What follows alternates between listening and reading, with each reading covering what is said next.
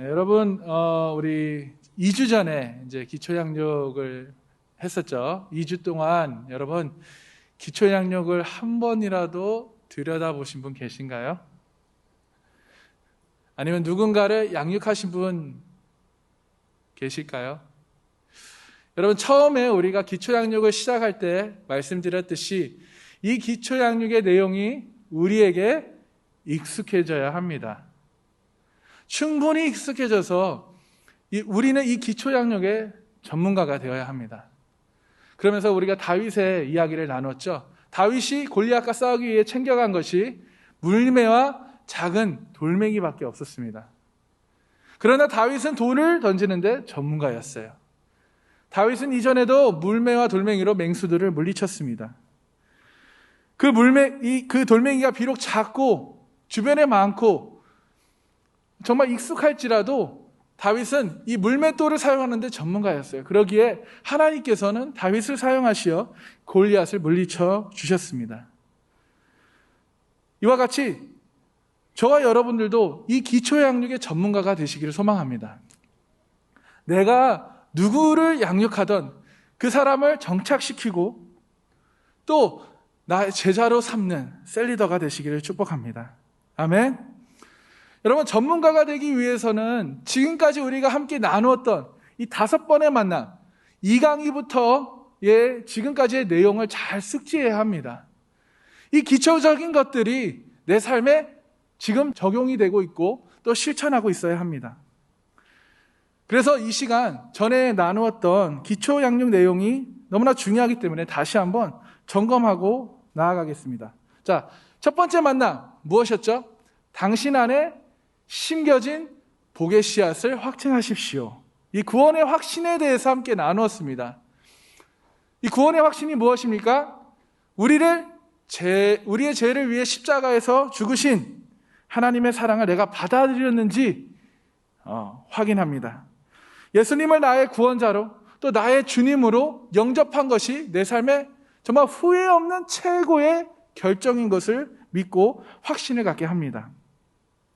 그리고 나의 과거의 죄를 회개하면 그 죄를 용서함 받아 우리의 신분이 변화되어 우리가 그 전에는 죄의 종에서 하나님의 자녀가 되는 그 권세를, 그 특권을 얻게 된다는 것을 함께 나누었습니다. 여러분, 우리는 하나님의 자녀임을 믿습니다.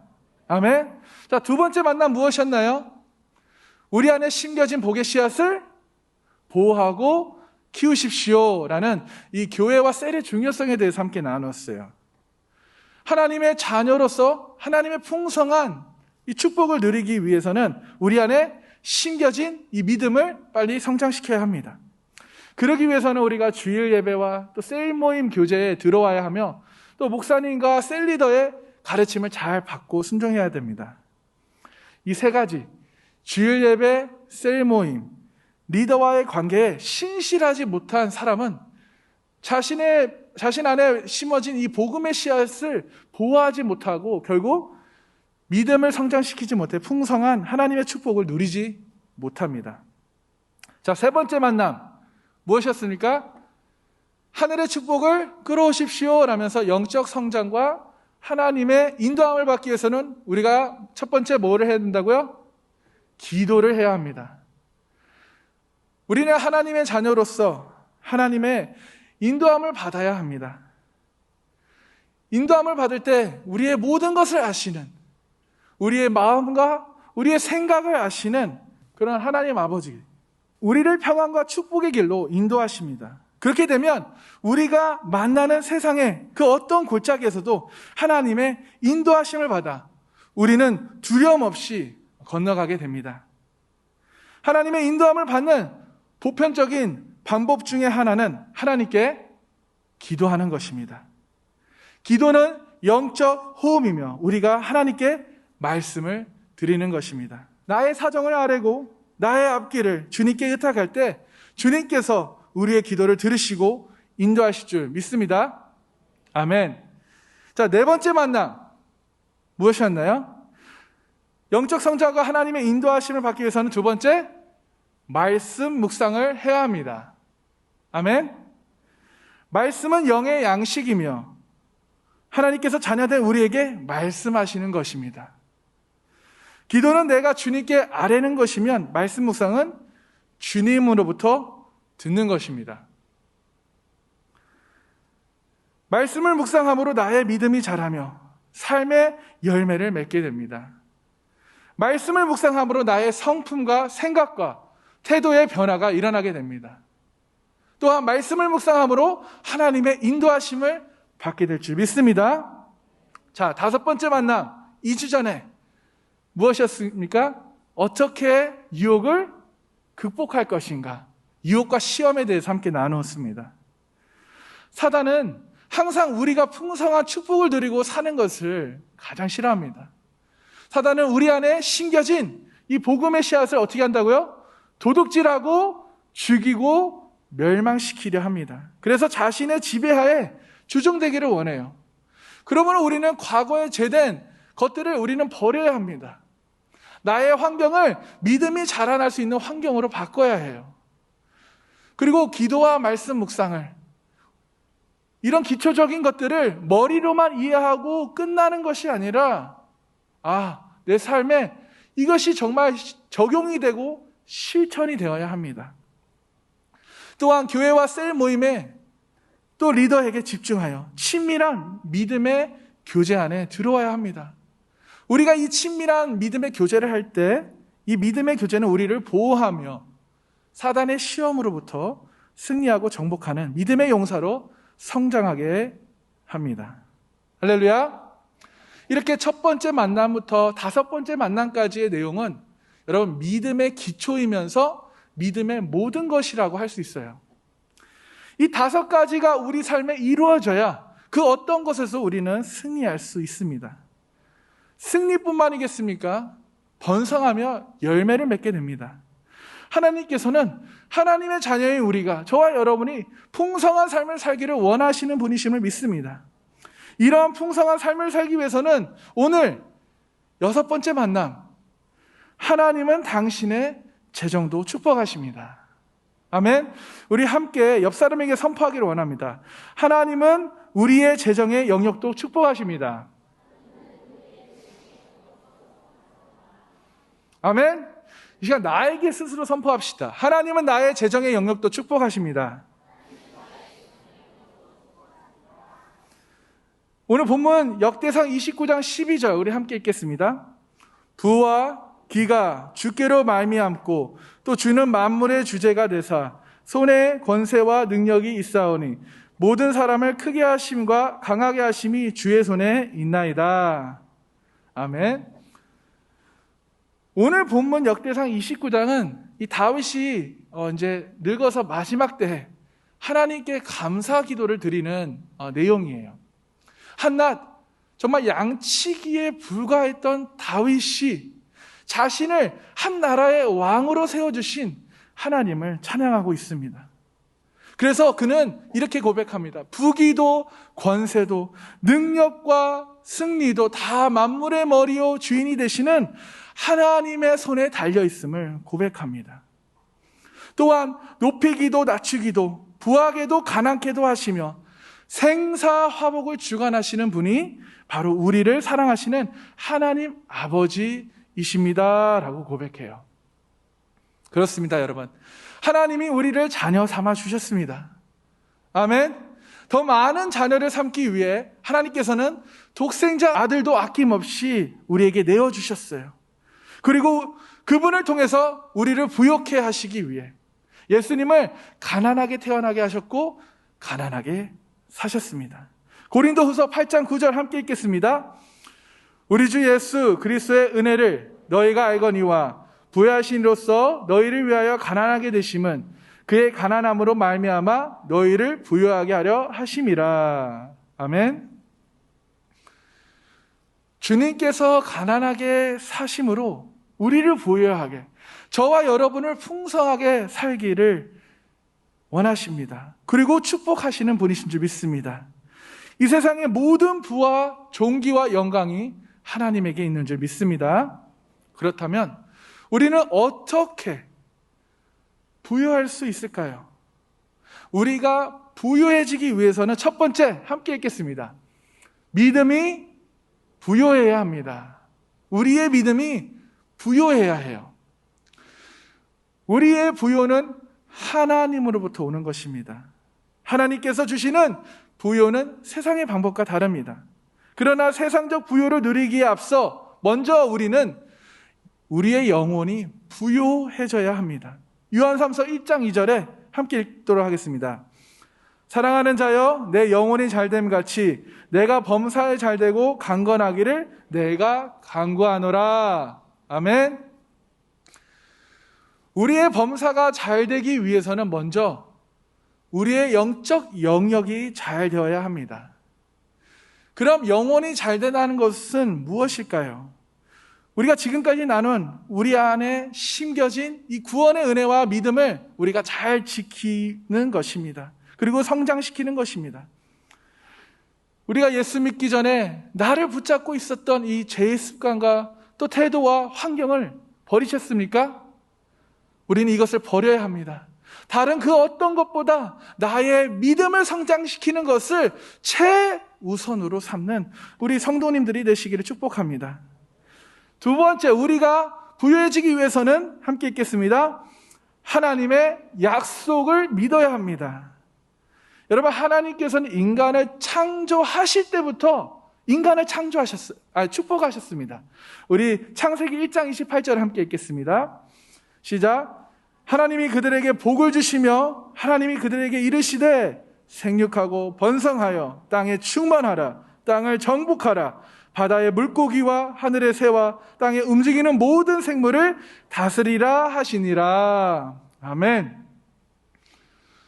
또한 우리의 믿음의 조상 아브라함을 부르실 때 또 이 말씀의 언약으로 축복하시는데요. 그 언약을 또 이루시는 하나님을 우리가 성경을 통해 볼 수 있습니다. 우리 창세기 22장 17절 18절에 함께 읽겠습니다. 내가 내게 큰 복을 주고 내 씨가 크게 번성하여 하늘의 별과 같고 바닷가의 모래와 같게 하리니 내 씨가 그 대적의 성문을 차지하리라. 또 내 씨로 말미암아 천하 만민을 복을 받으리니 이는 내가 나의 말을 준행하였음이니라 하셨다 하니라. 여러분, 아브라함에게는 한 명의 아들이 있었는데 이 말씀이 정말 지금의 우리가 성경을 통해서 알 수 있듯이 정말 그 언약대로, 그 약속대로, 말씀대로 그것을 이루신 하나님을 우리가 볼 수 있습니다. 이 외에도 성경에는 하나님께서 그의 백성들을 축복하시고 약속하신 내용이 많이 있습니다. 그런데 이 아브라함과 그의 자손 이스라엘에게 부어진 이 축복을요, 지금 예수를 믿는 저와 여러분들에게도 동일하게 주신 줄 믿습니다. 갈라디아서 3장 8절 9절 14절에 이렇게 말합니다. 함께 읽겠습니다. 또 하나님이 이방을 믿음으로 말미암아 의로 정하실 것을 성경이 미리 알고 먼저 아브라함에게 복음을 전하되 모든 이방인이 너로 말미암아 복을 받으리라 하였느니라. 그러므로 믿음으로 말미암은 자는 믿음이 있는 아브라함과 함께 복을 받느니라. 이는 그리스도 예수 안에서 아브라함의 복이 이방인에게 미치게 하고 또 우리로 하여금 믿음으로 말미암아 성령의 약속을 받게 하려 함이라. 아멘. 여러분, 우리는 이 하나님의 언약의 축복의 말씀을 믿어야 합니다. 그 이유는 하나님께서 약속하신 이 언약의 말씀을 반드시 이루시기 때문입니다. 아멘. 자, 세 번째, 우리가 부유해지기 위해서는 함께 읽겠습니다. 재물에 대한 올바른 태도를 가져야 합니다. 누가복음 16장 10절과 13절에 우리 함께 읽도록 하겠습니다. 지극히 작은 것에 충성된 자는 큰 것에도 충성되고 지극히 작은 것에 불의한 자는 큰 것에도 불의하니라. 너희가 만일 불의한 재물에도 충성하지 아니하면 누가 참된 것으로 너희에게 맡기겠느냐? 너희도 만일 남의 것에 충성하지 아니하면 누가 너희의 것을 너희에게 주겠느냐? 집 하인이 두 주인을 섬길 수 없나니 혹 이를 미워하고 저를 사랑하거나 혹 이를 중히 여기고 저를 경히 여길 것임이니라. 너희는 하나님과 재물을 겸하여 섬길 수 없느니라. 여러분, 우리는 우리의 재정에 충성되어야 합니다.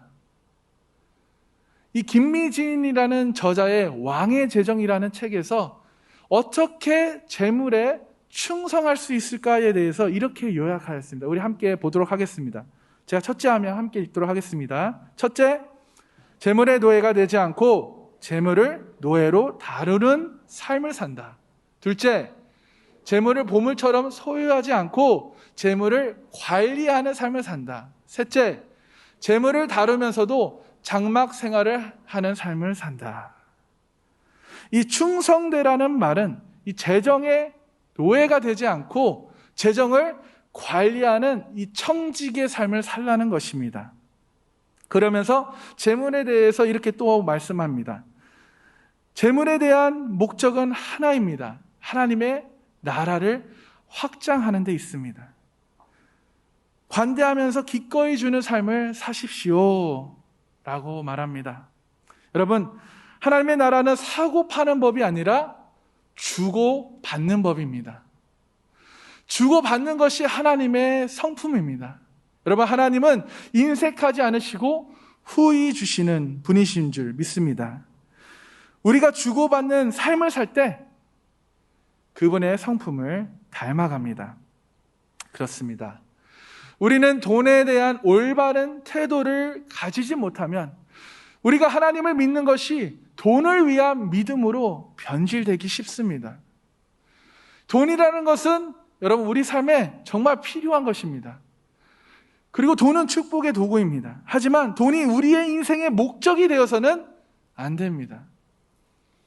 돈은 인생의 도구이고 수단에 불과한 것이기 때문입니다. 만일 돈이 우리의 인생의 목적이 되면 우리는 돈의 노예가 됩니다. 돈의 노예가 되면 돈에 따라 우리가 삶을 살게 되고 우리는 돈의 지배를 당하게 됩니다. 그래서 디모데전서 6장 10절에 성경은 이렇게 말씀합니다. 우리 함께 읽겠습니다. 돈을 사랑함이 일만하게 뿌리가 되나니 이것을 탐내는 자들은 미혹을 받아 믿음에서 떠나 많은 근심으로써 자기를 찔렀도다. 돈을 올바르게 사용할 줄 알아야 하나님께서 우리의 재정을 축복하십니다. 그래서 이 말씀에서는 돈을 사랑하는 것은 오히려 우리로 하여금 죄를 짓도록 유혹합니다. 어떤 사람은 돈을 사랑해서 예수님을 버리고 믿음에서 떠나기도 합니다. 예수님의 제자 중 한 명인 이 가룟 유다도 돈의 유혹으로 예수님을 팔아넘깁니다. 그러므로 여러분, 우리는 돈을 사랑하는 것이 아니라 그것을 풍성케 하시는 축복의 근원이신 하나님을 사랑해야 될 줄 믿습니다. 넷째, 우리가 부유해지기 위해서는 함께 읽겠습니다. 씨뿌림의 원리를 알아야 합니다. 여러분, 아주 중요한 요소예요. 씨뿌림의 원리. 여러분, 농부가 씨를 땅에 뿌리면 반드시 더 많은 것을 거둬들일 수 있다는 믿음이 있기 때문에 이 씨를 땅에 뿌립니다. 그래서 농부는 씨를 밭에 뿌리는 것을 아까워할까요? 안 아까워할까요? 아까워하지 않습니다. 오히려 더 많은 것을 거두기 위해 될 수만 있으면 더 많이 뿌리려고 합니다. 고린도후서 9장 6절에서 8절에 이렇게 말합니다. 함께 읽겠습니다. 이것이 곧 적게 심는 자는 적게 거두고 많이 심는 자는 많이 거둔다 하는 말이로다. 각각 그 마음에 정한 대로 할 것이요 인색함으로나 억지로 하지 말지니 하나님은 즐겨내는 자를 사랑하시느니라. 하나님이 능히 모든 은혜를 너희에게 넘치게 하시나니 이는 너희로 모든 일에 항상 모든 것이 넉넉하여 모든 착한 일을 넘치게 하게 하려 하심이니라. 아멘. 6절을 보면요, 적게 심는 자는 적게 거두고 많이 심는 자는 많이 거둔다라는 말은 뿌리는 것만큼 비례해서 거둔다라는 것이에요. 여러분, 이것은 자연 세계의 불변의 법칙입니다. 또한 영적인 세계에서도 똑같습니다. 우리는 농부처럼 기쁨으로 자원하는 마음으로 우리가 할 수 있는 대로 최선을 다하라는 것입니다. 그 이유는 하나님은 우리에게 인색하지 않으시고 8절에 능히 모든 넘치게, 그래서 모든 일에 항상 모든 것이 넉넉하게 채워주시는, 부어주시는 하나님이시기 때문입니다. 여러분, 농부가 씨를 아까워하거나 인색하지 않고 될 수만 있으면, 할 수만 있으면 가장 좋은 씨앗을 더 많이 뿌리려는 것처럼, 우리가 그런 태도의 삶을 살 때 하나님의 풍성함과 넘치게 하심과 넉넉함은 우리의 태도에 비례해서 오는 줄 믿습니다. 그래서 씨 뿌림의 원리는 우리 함께 읽겠습니다.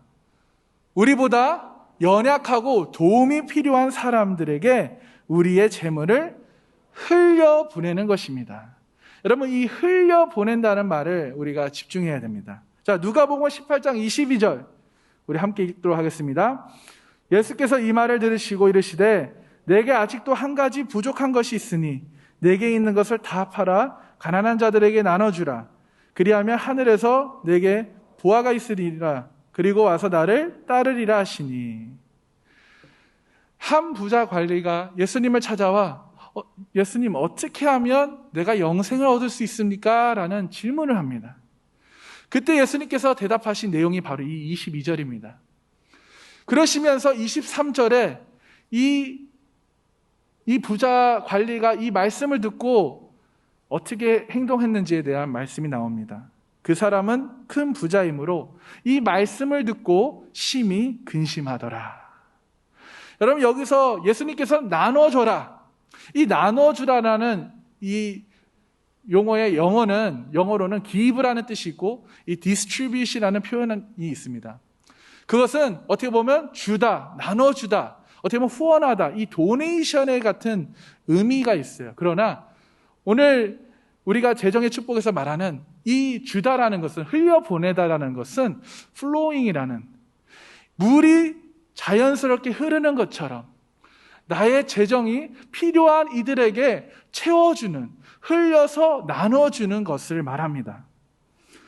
여러분, 이웃에게 흘려보내는 사람에게 하나님께서도 인색하지 않고 넉넉하게 주십니다. 그 이유는 우리의 재물의 넉넉함이 우리만을 위해서가 아니라 그 복이 우리를 통해 이 세상에 흘러가기를 원하시기 때문입니다. 우리의 재정이 우리 주변에 연약하고 필요한 사람들을 위해 흘려보내시는 저와 여러분이 되길 소망합니다. 제가 몇 년 전에 담임 목사님께 이 교회 재정적인 질문을 드린 적이 있어요, 한번. 저의 질문은 이랬습니다.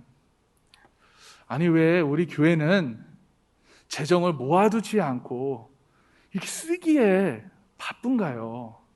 우리도 모아두고 교회 안에 정말 투자하고 가꿔야 하는 것이 많은데, 정말 그것이 급하지 않으면 정말 여러분 그냥 우리는 고쳐 씁니다. 어떻게 해서든지 돈을 절약해요.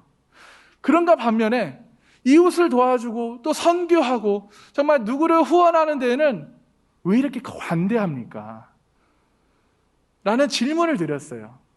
좀 모아서 좀 우리도 쓸 거 쓰면 좋은데, 넉넉하게, 풍족하게.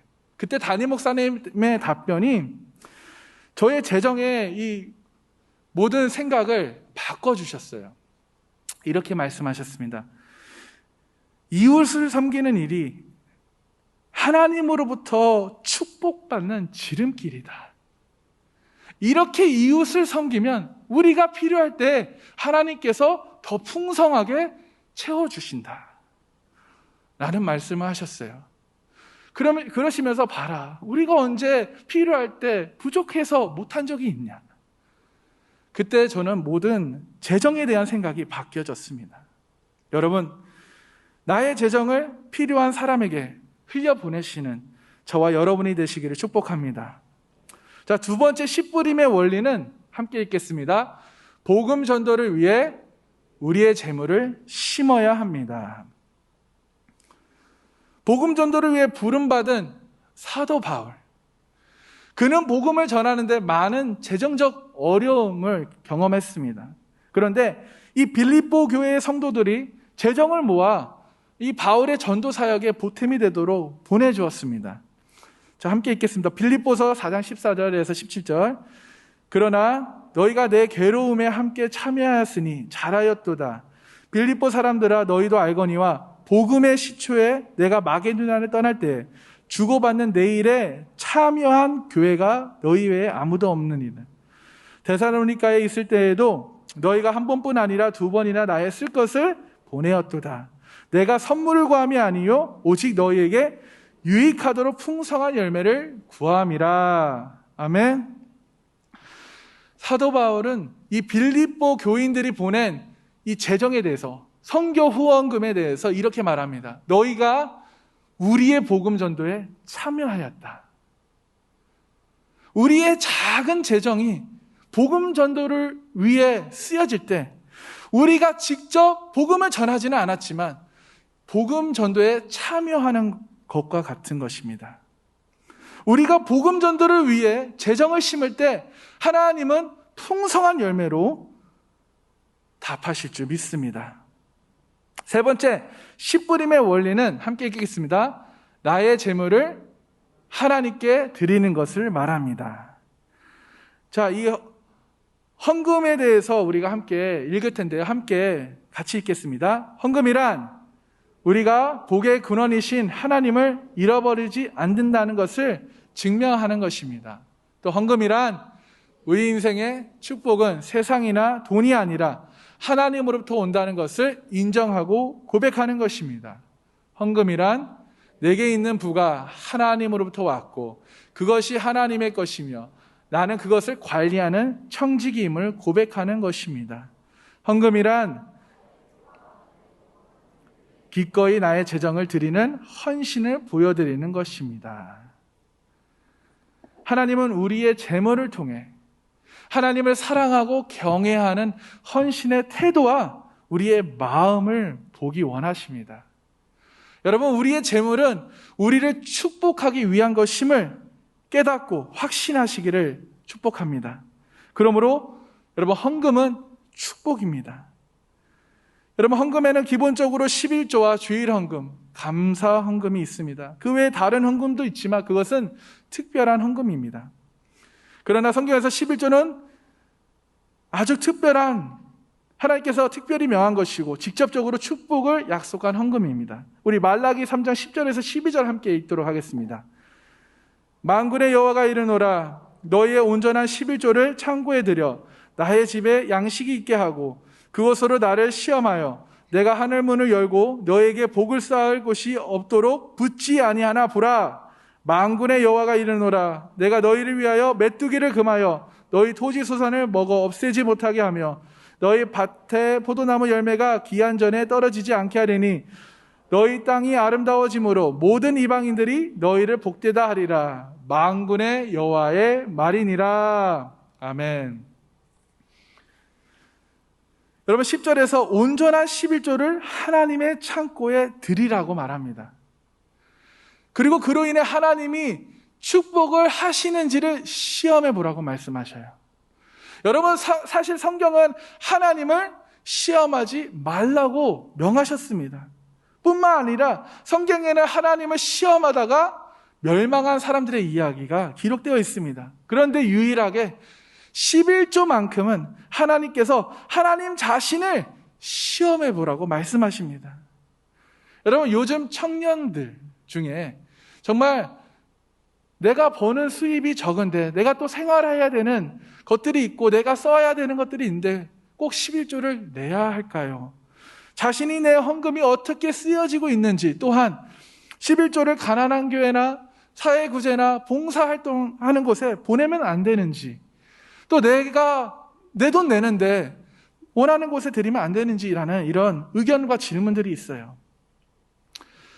참, 우리 요즘 학생들은, 친구들은 가치도 중요하지만 마음의 동기도 중요한 것 같습니다. 여러분, 우리가 커피 한 잔을 마시면서 행복하고 기분이 좋아지면 우리는 얼마든지 그 커피 한 잔을 마시기 위해 그 값을 지불합니다. 내가 그러나 작은 돈으로 대단한 일을 할 수 없지만 그 작은 돈이 모여서 누군가에게는 생활에 도움이 되고 누군가에게는 장학금이 되고, 누군가에게는 복음 전하는 일이 되고, 또 누군가에게는 하나님의 축복이 됩니다. 또한 도움이 필요한 사람에게, 또 가난한 교회나 사회구제나 봉사활동에 나의 11조를 보내는 것은, 내 이름으로 보낼 경우에는 그 교회나 단체는 후원한 그 사람에게 고마워할 것입니다. 그러나 교회를 통해서 하면, 교회를 통해서 후원하게 되면 교회와 하나님께 감사함의 영광을 돌릴 것입니다. 내가 돈의 주인으로 그 상황과 환경에 따라 내가 헌금하고 싶은 대로, 내가 후원하고 싶은 대로, 내가 도와주고 싶은 대로 하는 것보다는 돈의 주인도 하나님이시며 내게 이 재물을 주신 분도 하나님이십니다 라는 고백으로 하나님께 드리는 것입니다. 헌금은 여러분 교회에다 하는 것이 아니라 헌금은 하나님께 드리는 것입니다. 또한 교회도 하나님의 것을 투명하게 잘 관리해야 합니다. 나는 진실한 믿음으로 헌금을 했는데 만약 그 헌금을 관리자가 잘못 사용했다면 그것은 그 관리자의 책임입니다. 헌금은 하나님에 대한 사랑, 날 구원해 주신 그 은혜의 감사에 대한 나의 자발적이고 감사한 마음으로부터 드리는 것입니다. 그래서 고린도후서 9장 7절에서 8절은 이렇게 말하죠. 각각 그 마음에 정한 대로 할 것이요 인색함으로나 억지로 하지 말지니 하나님은 즐겨내는 자를 사랑하시느니라. 하나님이 능히 모든 은혜를 너희에게 넘치게 하시나니 이는 너희로 모든 일에 항상 모든 것이 넉넉하여 모든 착한 일을 넘치게 하려 하심이라. 아멘. 우리가 그리스도 안에 있는 우리의 부요와 또 새 언약의 주님과의 관계를 매우 귀하게 여겨야 합니다. 또한 죄로부터의 자유를 매우 귀하게 여겨야 합니다. 또 내가 믿고 있는 이 복음을 매우 귀하게 여겨야 합니다. 그러면 우리는 기꺼이 하나님 아버지께 헌금을 드리고 싶을 것입니다. 헌금뿐이겠습니까? 내 삶을 드리고 싶을 것입니다. 존 웨슬리라는 아주 유명한 목사님이 돈의 사용이라는 이 설교에서 이런 글이 있어 함께 나누도록 하겠습니다. 자, 첫 번째 1번 함께 읽겠습니다. 될 수 있는 대로 많이 벌어라. 우리 청년들 될 수 있는 대로 많이 버시기 바랍니다. 자, 어떻게 보면 세상 사람들과 똑같은 말이죠. 근데 돈을 잘못 쓰일 수 있는 위험이 있음에도 불구하고 돈 자체는 좋은 것입니다. 돈이 할 수 있는 좋은 일들에는 끝이 없어요. 그러면서 이렇게 말합니다. 돈은 가난한 자들의 음식이 되며 헐벗은 자들의 의복이 됩니다. 돈은 여행자들과 나그네들에게 머리를 눕힐 곳을 제공해 줍니다. 돈으로 과부들에게는 남편의 자리를 채워줄 수도 있으며 아버지가 없는 아이들에게는 아버지가 되어줄 수 있습니다. 억압받는 자들을 위해 방어자가 되어주고 아픈 자들에게 건강의 도구가 되어주고 고통 중에 있는 자들을 위로해 줄 수 있습니다. 돈은 맹인들에게는 눈과 같고 저른바귀들에게는 발과 같습니다. 그렇습니다. 돈은 사망의 문으로부터 사람들을 들어 올려주는 존재입니다. 라고 말하였습니다. 자, 그 다음 두 번째 함께 읽겠습니다. 될 수 있는 대로 많이 저축하라. 여러분, 우리 돈 쓰기 바쁘죠? 나갈 때가 많습니다. 먹고 싶은 것도 많아요. 그렇죠? 그러나 될 수 있는 대로 많이 저축하라. 존 웨슬리 목사님은 그는 그의 청중들에게 단순히 육신의 정욕과 안목의 정욕 그리고 인생의 자랑을 만족시키기 위해 돈을 쓰지 말라고 권면합니다. 비싼 음식과 멋진 옷 그리고 우아한 가구들을 사지 말라고 외치면서 이렇게 말씀합니다. 화려하고 정교한 것들을 경멸하고 수수하고 자연스러운 것으로 만족하십시오. 한마디로 근검절약하면서 돈을 저축하라는 것입니다. 자, 세 번째 함께 읽겠습니다. 될 수 있는 대로 많이 주어라. 자, 처음에는 될 수 있는 대로 뭐라고요? 많이 걷어라. 벌어라. 그 다음에 두 번째는 저축하라. 세 번째는 주어라. 여러분, 헌금은 11조로부터 시작되어야 된다라고 말하면서 그는 11조를 하지 않는 사람들에게 이렇게 말합니다. 당신은 의심할 여지 없이 당신의 마음을 황금에 두고 있는 것입니다. 그리고 그 황금은 당신의 육체를 불처럼 살라버릴 것입니다. 기독교인들의 헌금은 11조에서 끝나서는 안 됩니다. 기독교인들의 돈은 11조뿐만 아니라 모든 돈이 하나님께 속해 있다는 것을 믿어야 합니다. 신자들은 자신의 소득이 100%를 하나님이 지시하는 대로 올바르게 사용해야 합니다. 라고 적었습니다. 그렇습니다, 여러분. 하나님은 우리를 소유자가 아닌 청지기로 삼으셨습니다. 하나님께서는 우리에게 잠시 여러 가지의 종류의 재물을 맡기셨습니다. 그러나 이 모든 것의 완전한 소유권은 우리 하나님께 있음을 믿습니다. 우리가 누리고 있는 것은 모두가 다 하나님의 것입니다. 오늘 본문에 나오는 이 다윗도 성전 건축을 위해 온 힘을 다해 헌신했습니다. 성전 건축을 향한 이 다윗의 열정과 헌신은 하나님을 사랑하는 이 마음에서 비롯되었습니다. 그에게 하나님을 향한 깊은 사랑이 있었기에 성전 건축에 온 정성과 힘을 쏟는 것입니다. 그리고 다윗은 개인 소유의 금과 은을 아낌없이 하나님께 드렸어요. 또한 성전 건축을 위해 헌신할 수 있도록 모든 것을 채워주시는 하나님께 감사와 찬양을 드립니다. 이 다윗은 한 나라의 왕이었지만 하나님 앞에서 자신이 어떠한 존재인지를 정확히 알았습니다. 그래서 자신의 인생과 이스라엘 나라의 미래를 하나님께 맡긴 것입니다. 또한 자신에게 속한 모든 것이 하나님으로부터 왔음을 고백합니다. 우리 본문 역대상 29장 16절 함께 읽겠습니다. 우리 하나님 여호와여, 우리가 주의 거룩한 이름을 위하여 성전을 건축하려고 미리 저축한 이 모든 물건이 다 주의 손에서 왔사오니 다 주의 것이니이다. 아멘. 모든 것이 하나님으로부터 왔다는 사실을 깨달은 사람은 하나님께 감사와 찬양을 드릴 수밖에 없습니다. 모든 것을 내게 채워주신 그 하나님께 마땅히 감사와 찬양을 드려야 합니다. 사랑하는 상강교회 성도 여러분, 먼저 믿음이 부여한 성도님들이 되시길 축복합니다. 그리고 우리의 재정의 영역도 축복하시는 하나님의 언약의 이 약속을 믿으시기를 소망합니다. 그리하여 재물에 대한 올바른 태도를 갖고 또 오늘 함께 나눈 이 십부림의 원리를 잘 깨달아 우리의 재정을 필요한 사람에게 흘려보내고 복음 전도를 위해 나의 시간과 기도와 물질을 기쁨과 자원하는 마음으로 드리시는 하나님의 복된 성도님들이 되시기를 축복합니다. 이처럼 우리의 중심에도, 저와 여러분의 중심에도 하나님을 사랑하는 마음이 있어야 될 줄 믿습니다. 하나님을 사랑하는 성도는 하나님께 그 어떤 것을 드려도 아깝게 여기지 않습니다. 내가 나된 것은 다 하나님의 은혜라고 고백하며 풍성한 감사와 찬양을 드리시는 저와 여러분이 되시기를 소망합니다. 그리하여 하나님을 향한 사랑을 회복하시는 복된 성도님들이 되시기를 주님의 이름으로 축원합니다. 아멘. 이 시간 기도하겠습니다.